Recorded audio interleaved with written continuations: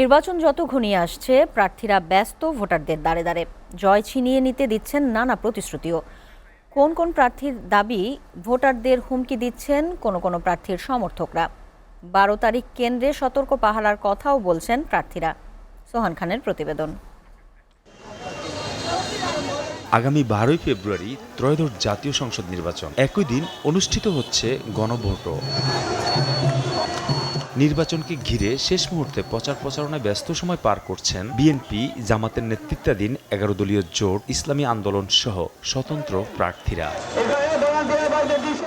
ঢাকা 11 আসনে বিএনপির প্রার্থী ডক্টর এম এ কাইয়ুম প্রচারণা চালান ভাড্ডা এলাকার বিভিন্ন অলিগলিতে। আর জামাতের নেতৃত্বাধীন 11 দলীয় জোটের প্রার্থী ও জাতীয় নাগরিক পার্টির আহ্বায়ক নাহিদ ইসলাম প্রচারণায় ব্যস্ত রামপুরা এলাকায়। 16 বছর পরে সুষ্ঠু ভোটের সম্ভাবনা আমরা দেখতে পাচ্ছি। মানুষের পক্ষে সুযোগ এসেছে যে ভোট দিয়ে নির্বাচিত করে নিজেদের সরকার নিজেরা নির্বাচিত করবে, নিজেদের জনপ্রতিনিধি। এটা গত 16 বছর এই সুযোগ ছিল না। আমরা চাই এবার একটা আধিপত্যবাদ মুক্ত জনগণের প্রকৃত সরকার গঠিত হবে। ফলে আপনারা সবাই ভোট কেন্দ্রে আসবেন।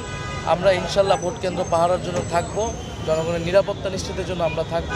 5ই আগস্টের মতোই আমরা 12ই ফেব্রুয়ারি আরেকটি নতুন দিগন্তের সূচনা হবে বলে বিশ্বাস করি। ইলেকশন হবে, আমাদের নেতা কর্মীরা সবাই সজাগ আছে। জনগণের মধ্যে ভোটের একটি জোয়ার বইছে ধানের শীষের পক্ষে। ইনশাল্লাহ তারেক রহমান আগামীকাল বাদ মাগরিব আমাদের সাতারকুলের সানবেলি মাঠে বিশাল সমাবেশ করবে।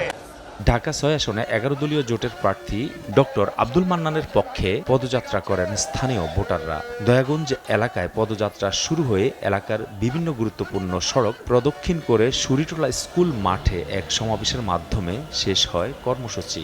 তারেক রহমান সাহেব যখন বাংলাদেশে আসলেন তখন মনে করেছিলেন যে তিনি দীর্ঘদিন লন্ডনে থেকে আমাদেরকে অনেক সুসভ্য কথা শেখাবেন, কিন্তু তিনি বললেন যে আপনারা 12 তারিখ পর্যন্ত লোকদের পা ধরেন, 12 তারিখের পর থেকে তারা আমাদের পা ধরবে।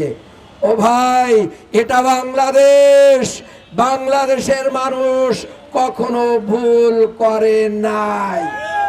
আপনার পা ধরে বাংলাদেশের মানুষ গোলামি করবে না। গোলামি চান না, আজাদি চান? গোলামি না আজাদি।